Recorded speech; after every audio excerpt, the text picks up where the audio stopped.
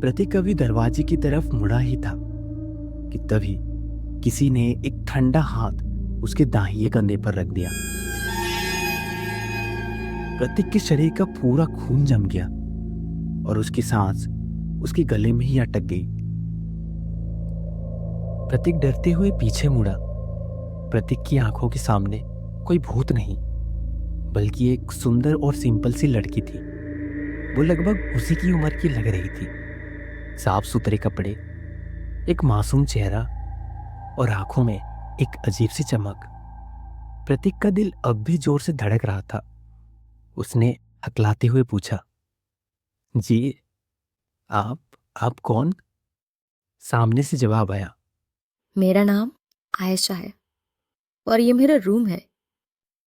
प्रतीक ने थोड़ा हेजिटेट होते हुए उससे बताया कि कैसे वो अपने कमरे में काम कर रहा था और उसने किसी की रोने की आवाज सुनी, एक दर्द भरी सिसकी जो उसे यहाँ रूम नंबर 101 तक खींच लाई। आयशा ने ये सुना तो उसके चेहरे पर एक हैरानी थी। उसने थोड़ा सोचा और फिर धीरे से कहा, शायद मेरा टीवी ऑन रह गया होगा। प्रतीक थिथक गया। उसके दिमाग में एक सवाल आया और पूछा, पर यह कैसे हो सकता है? जब मैं हॉलवे में आया तब तो बिल्कुल सन्नाटा था और फिर अचानक आवाज कैसे शुरू हो गई? आयशा ने कैजुअली जवाब दिया, ओह, मेरा टीवी थोड़ा खराब है। कभी भी बंद हो जाता है और कभी भी अपने आप स्टार्ट हो जाता है। जब मैं निकल रही थी तो वो बंद था। मुझे लगा मैंने बंद कर दिया है और मैंने जल्दबाजी में निकल गई। शायद वही चल रहा था। प्रतीक ने एक गहरी राहत की सांस ली। उसे लगा कि शायद वो शहर की थकान और इस बिल्डिंग के सन्नाटे की वजह से जरूरत से ज्यादा डर रहा था। आयशा ने उसकी तरफ देखा और एक हल्की सी मुस्कुराहट के साथ पूछा, क्या आप यहाँ नए हैं? प्रतीक ने हाँ में जवाब दिया और कहा, हाँ मैं नया नया हूँ और मेरा नाम प्रतीक है। 3 दिनों में पहली बार यहाँ किसी से मुलाकात हुई है। लगता है यहाँ सब घोस्ट रहते हैं। आयशा स्माइल करते हुए बोली, हाँ, यहाँ ज्यादा लोग नहीं रहते। बस हम जैसे कुछ लोग जो शांति पसंद करते हैं। आयशा ने अपने रूम का ताला खोला। दरवाजा अंदर की तरफ ढकलते वक्त वो प्रतीक की तरफ मुड़ी और एक ऐसी स्माइल दी जो बहुत प्यारी थी, पर उसकी आंखों में अब भी कुछ अनजाना सा था। प्रतीक अपने कमरे की तरफ चलने लगा। अब हर सुबह फिर वही भागदौड़ शुरू हुई। लोकल ट्रेन की भीड़, ईमेल्स का ढेर और डेडलाइंस का बोझ। पर अब प्रतीक की लाइफ का रूटीन एक नया और प्यारा चैप्टर जुड़ चुका था, क्योंकि अब उसके पास एक ऐसी वजह थी जो उस सुनसान वृंदावन विहार सोसाइटी को भी घर जैसा बना रही थी। वो वजह थी आयशा। शुरुआत छोटी मोटी बातों से हुई। कभी लिफ्ट के पास मुलाकात हो जाती तो कभी हॉलवे में, पर धीरे धीरे ये मुलाकातें रोज का दस्तूर बन गई। अब प्रतीक अकेले अपने कमरे में बैठकर दुखी नहीं होता था। वो और आयशा अक्सर साथ बैठकर डिनर करते थे। उन्होंने अपने राज एक दूसरे से बताना शुरू कर दिया था। आयशा भी अपनी बातें बताती, पर वो हमेशा कम बोलती थी। उसकी बातों में एक गहराई थी, जैसे वो इस शहर को बहुत पहले से जानती हो। ऐसा लगता ही नहीं था कि उन्हें मिले बस एक हफ्ते हुए हों। उनकी दोस्ती इतनी गहरी हो गई थी कि प्रतीक के लिए अब वृंदावन विहार का मतलब था सिर्फ आयशा।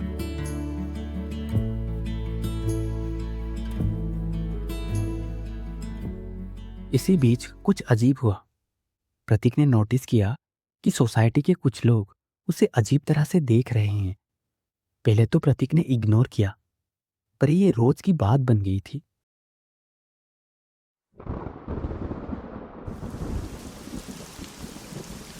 रात के 10 बज रहे थे।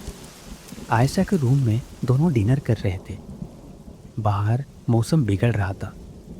प्रतीक ने एक निवाला लिया और थोड़ा परेशान होकर आयशा की तरफ देखा और बोला, आयशा, एक बात बताऊं, जब भी मैं सुबह ऑफिस के लिए निकलता हूं या शाम को लौटता हूं, सोसाइटी के लोग मुझे बहुत अजीब तरह से देखते हैं।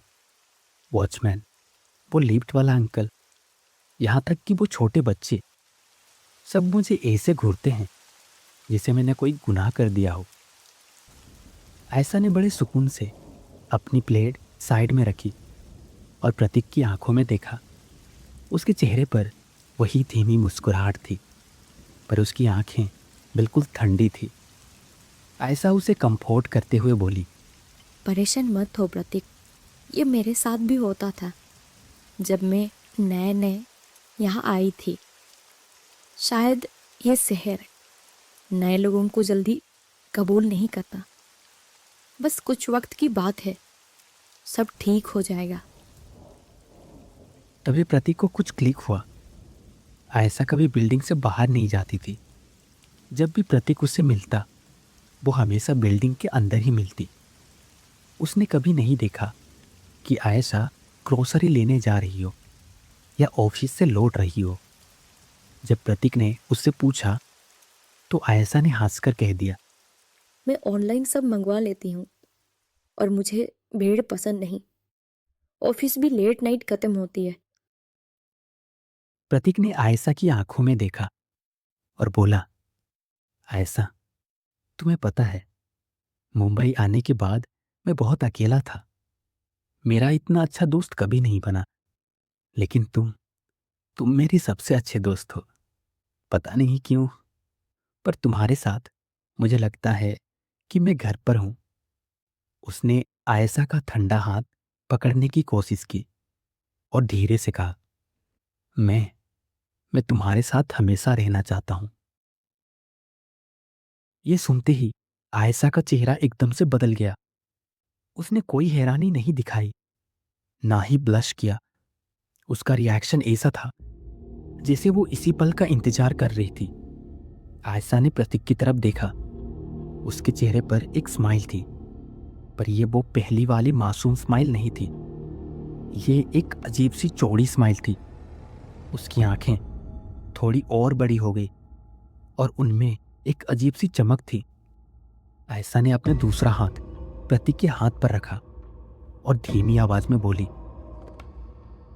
पर प्रतीक, मेरे साथ रहने के लिए तुम्हें मरना पड़ेगा।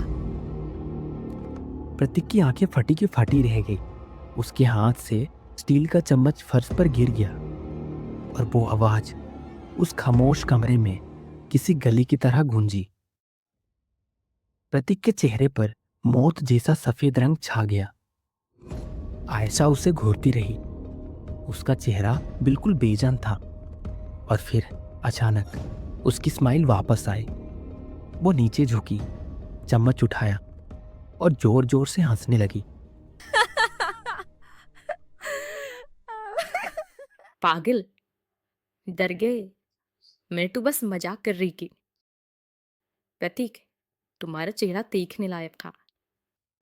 प्रतीक ने एक कपकपाती मुस्कान दी और राहत की सांस ली, पर उसकी राहत में सुकून नहीं, सिर्फ खौफ था।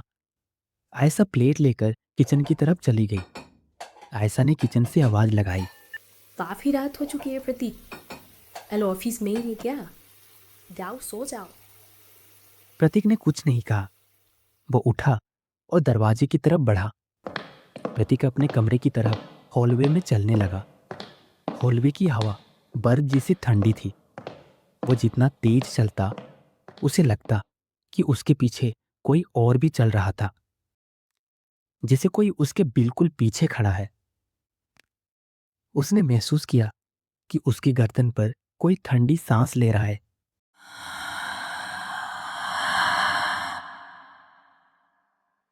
उसने हिम्मत जुटाई और एक झटके में पीछे मुड़कर देखा। वहां कोई नहीं था। हॉलवे पूरा खाली था। प्रतीक का दिल जोर से धड़क रहा था। उसने अपने कमरे का दरवाजा खोला, अंदर घुसा और तुरंत सारे लॉक्स लगा दिए। दिन गुजर रहे थे, पर वक्त जैसे थिहार गया था। प्रतीक की जिंदगी अब एक अजीब चक्राव बन चुकी थी। सुबह वही थका देने वाली 9 to 5 जॉब, रात में लोगों की वो गहरी और खामोश नजरें, और आखिर में आयशा। संडे का दिन था, बाहर धूप थी, लेकिन रूम नंबर 103 में हमेशा की तरह एक अजीब सी ठंडक थी। प्रतीक आज छुट्टी के बावजूद बिस्तर से उठ नहीं पा रहा था। उसका सर घूमे जा रहा था। उसे ऐसा लग रहा था जैसे उसके दिमाग के अंदर हजारों पियानो एक साथ बज रहे हों। उसने सोचा शायद ऑफिस का स्ट्रेस होगा, थोड़ी देर रेस्ट करेगा तो ठीक हो जाएगा। उसने आंखें मूंझ ली। दोपहर तक प्रतीक की तबीयत ज़्यादा ही खराब होने लगी। उसका शरीर बहुत जोर से तप रहा था, लेकिन उसको बहुत ठंडा लग रहा था। प्रतीक ने पूरी हिम्मत जुटाई और हॉस्पिटल जाने के लिए उठा। उसका सर इतना भारी था कि दीवारों का सहारा लेना पड़ रहा था। वो किसी तरह नीचे उतरा और कंपाउंड से निकल ही रहा था कि उसे कुछ ख्याल आया। वही नजरें। सोसाइटी का गार्डनर जो पौधों को पानी दे रहा था, वो प्रतीक को ऐसे घूर रहा था जैसे किसी जिंदा लाश को देख रहा हो। तो फिर गार्डनर ने बोला, साहब, सब ठीक तो है ना? आप बहुत बीमार लग रहे हो, रंग बिल्कुल सफेद पड़ गया है आपका। तो फिर प्रतीक ने बोला, हाँ, तबीयत थोड़ा अच्छा नहीं है, हॉस्पिटल ही जा रहा हूँ। और उसके बाद गार्डनर ने बोला, अच्छा साहब, जाइए और ध्यान रखिए आपका, और अच्छे से खाना पीना कीजिए। प्रतीक ने एक थकी हुई मुस्कुराहट दी। खाना पीना तो टाइम पर ही करता हूँ, और अब तो अकेला भी नहीं खाता। हर रात आयशा के साथ ही डिनर होता है। ये सुनते ही गार्डनर की आंखें चौड़ी हो गई। उसके हाथ कांपने लगे थे। प्रतीक ने देखा कि माली का चेहरा डर से पीला पड़ गया है। प्रतीक को बहुत गुस्सा आया। उसने सोचा अब बहुत हो गया। प्रतीक ने गुस्से में कहा, आप लोग मुझे इस तरह से घूरते क्यों रहते हैं?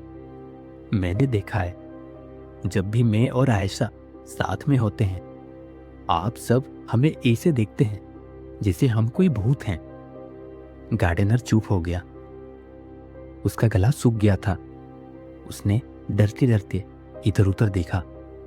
प्रतीक ने थोड़ा और जोर देते हुए पूछा, बोलिए, क्या बात है?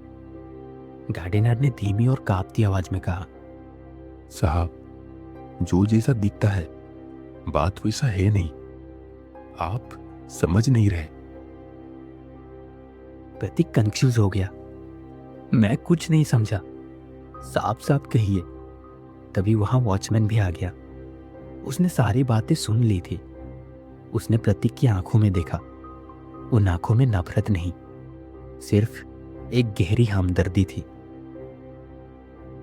वॉचमैन ने कहा, साहब, गार्डनर सही कह रहा है। आप जिसे आयशा समझ रहे हैं, वहां कोई आयशा नहीं रहती। ये क्या बकवास है? मैं रोज उसके साथ बैठता हूँ। वो रूम नंबर 101 में रहती है। हमने साथ में कल रात खाना खाया है। वॉचमैन ने आगे बोला, साहब, रूम नंबर 101 पिछले 5 महीने से बंद है। वहां उस हादसे के बाद से किसी ने कदम तक नहीं रखा। और जिस लड़की की आप बात कर रहे हैं, आयशा, वो 5 महीने पहले यहां रहती थी। प्रतीक के होश उड़ गए। उसके पांव के नीचे से जमीन निकल गई। उसे यकीन ही नहीं हो रहा था। वो दिमाग में उन सारी यादों को दोहराने लगा।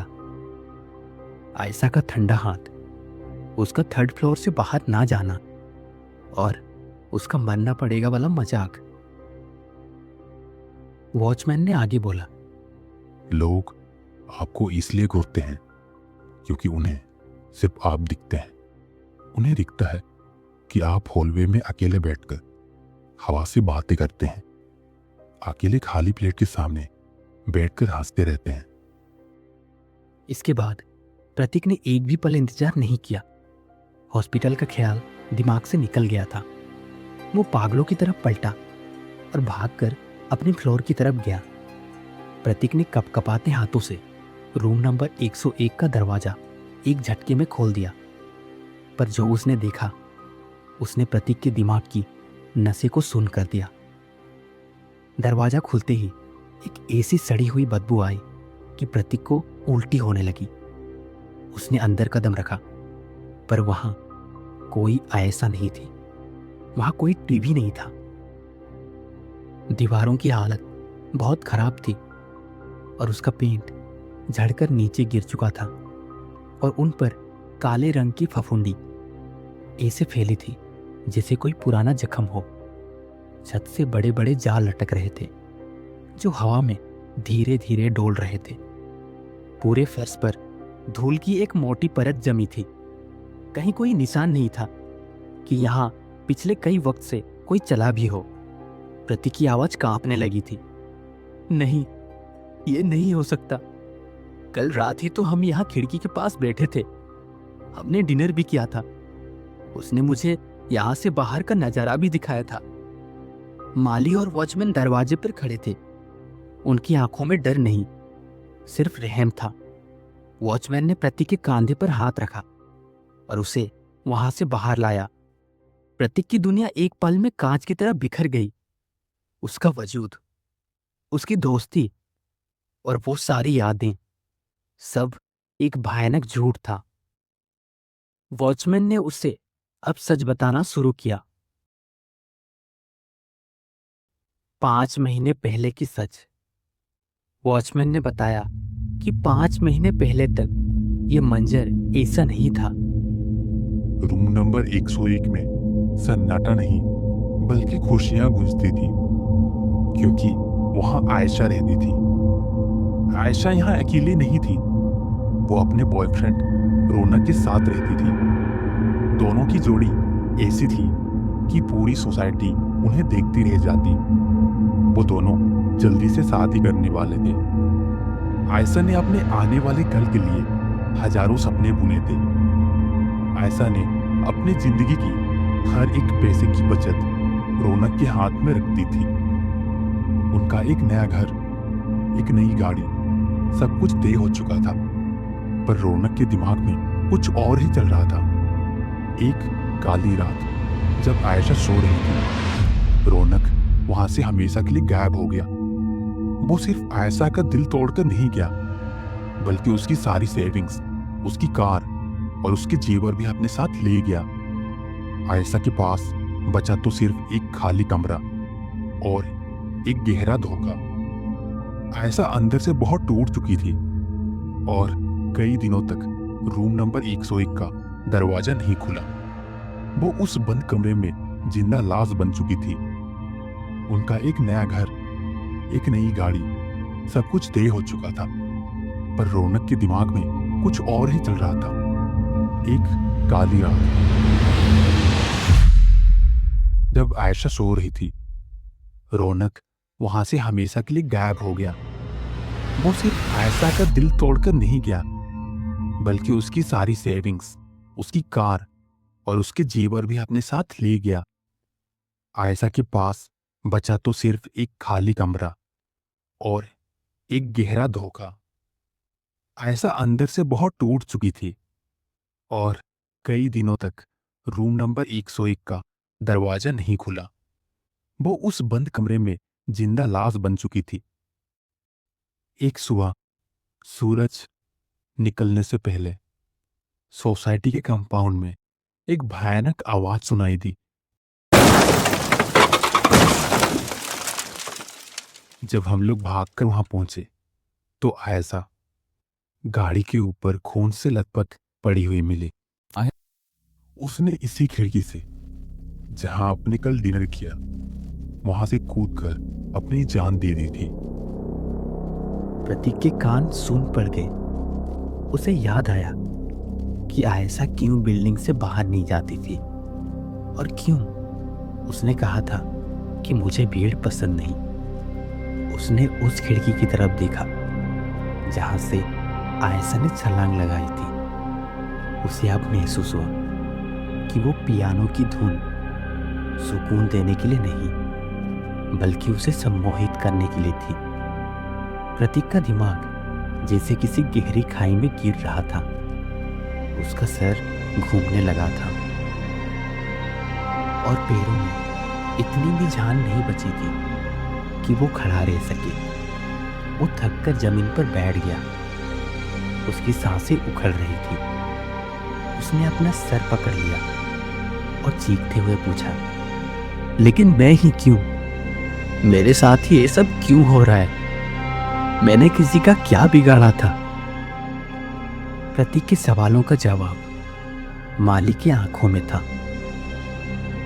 वो आगे बढ़ा और एक ऐसी बात कही जिसने प्रतीक की बची कुची हिम्मत भी छीन ली।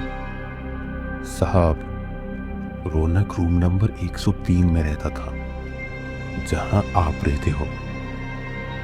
प्रतीक सख्त रह गया। सब कुछ साफ हो चुका था। आयशा उसे प्रतीक की तरह नहीं, बल्कि उस धोखेबाज रौनक की तरह देख रही थी।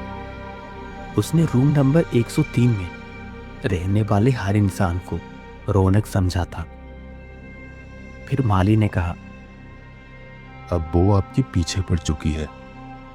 वो आपको इस सन्नाटे में खींच लेगी और आपको अपने साथ लेकर चली जाएगी। प्रतीक रोते हुए बोला, इसका कोई तो रास्ता होगा। मैं ऐसे मर नहीं सकता। मुझे मुक्ति चाहिए। वॉचमैन ने प्रतीक की तरफ देखा। उसका चेहरा अब और गंभीर हो चुका था। साहब, ऐसा की आत्मा को शांति नहीं मिली है। वो उस धोखे की आग में आज भी जल रही है। प्रतीक की बची कुछ हिम्मत जवाब दे रही थी, लेकिन उसके पास कोई और चारा नहीं था। वॉचमैन और माली उसे शहर के किनारे एक पुराने मंदिर के पास ले गए, जहां एक तांत्रिक रहते थे। तांत्रिक की आंखें लाल थी। उसने प्रतीक को देखते ही कहा, उसकी आत्मा तुम्हारे रग रग में है। अगर आज पूजा नहीं हुई तो कल का सूरज निकलने से पहले तुम उसकी दुनिया में होगे। तांत्रिक ने बताया कि पूजा के लिए आयशा की कोई निजी वस्तु चाहिए होगी। तो वॉचमैन ने कांपते हुए बताया कि उसके कमरे का सामान सोसाइटी के स्टोर रूम में रखा है। वहां 5 महीने से किसी ने कदम नहीं रखा।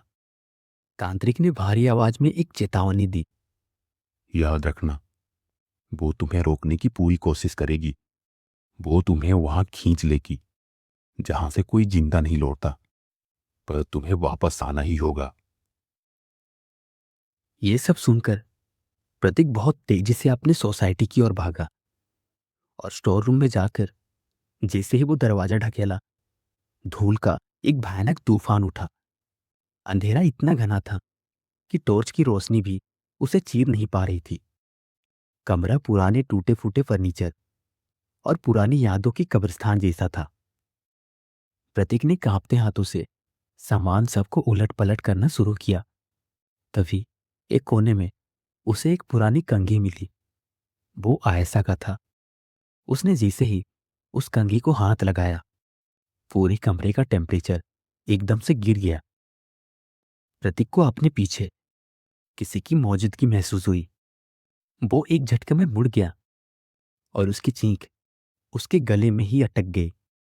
सामने आयशा खड़ी थी, लेकिन ये वो आयशा नहीं थी जिसे उसने देखा था। उसका चेहरा कांच से छीला हुआ था और माथे से लेकर पैर तक गहरे जख्म थे, जिनसे काला गाढ़ा खून अभी भी रिस रहा था। उसकी एक आंख बाहर को लटक रही थी। उसके सफेद कपड़े अब खून और मिट्टी से लथपथ थे। उसकी हड्डियां अजीब कोनों पर मुड़ी हुई थी, जैसे चौथी मंजिल से गिरने पर टूटी हो। उसकी सांस से सड़ी हुई लाश की बदबू आ रही थी। वो हवा में थोड़ा ऊपर तैर रही थी। प्रतीक ने भागने की कोशिश की और बहुत गिड़गिड़ाया, पर आयशा ने एक भयानक चीख के साथ उस पर हमला किया। उसके नाखून प्रतीक के सीने को चीरने ही वाले थे कि प्रतीक ने तुरंत तांत्रिक का दिया हुआ पवित्र भस्म पोटली से निकाला और आयशा के चेहरे पर फेंक दिया। एक पल के लिए पूरा स्टोर रूम एक अजीब सी नीली रोशनी से भर गया।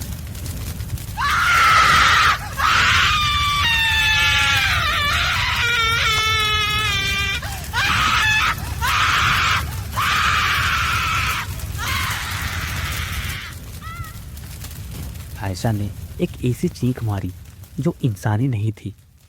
उसका जिस्म जलने लगा था और उनमें से धुआं उठ रहा था।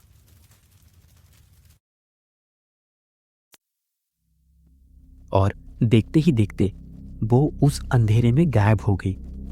और इसके बाद प्रतीक भागकर स्टोर रूम से बाहर आ गया। प्रतीक हाँफते हुए तांत्रिक के पास आया। तांत्रिक ने वही कंघी लेकर हवन में डाल दी। मंत्रों की शक्ति और आग की लपटों ने आयशा की निशानी को राख में बदल दिया।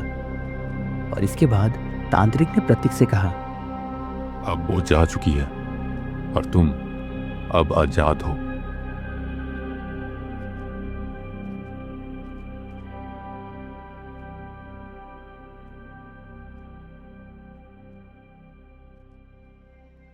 पूजा खत्म हुई।